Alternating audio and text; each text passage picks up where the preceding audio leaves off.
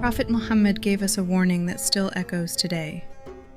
He said, "Beware of the dua of the oppressed, because there is no veil between it and Allah." Let's think about this for a second. Today, oppression doesn't come from a sword or whips.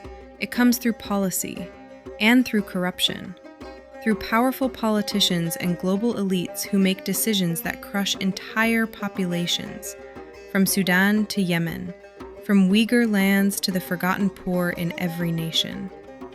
They bomb, they starve, they displace, they silence, while living in luxury and calling it quote-unquote international order.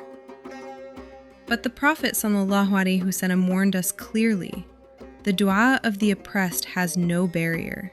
It goes straight to Allah, even when the oppressor appears powerful, even when the oppressor controls armies, media, and economies, even when an oppressor claims to be righteous. Allah has promised to answer the call of the one who's wronged, even when the response seems delayed.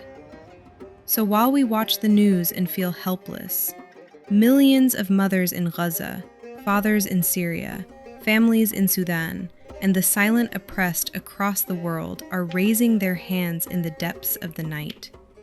And we raise our hands with them. Their du'as are being heard. Okay, so the question is, who do you think holds the power? The politicians who oppress? The elites who profit from the oppression?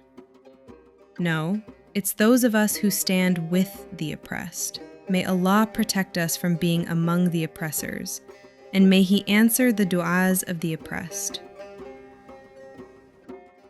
Ameen.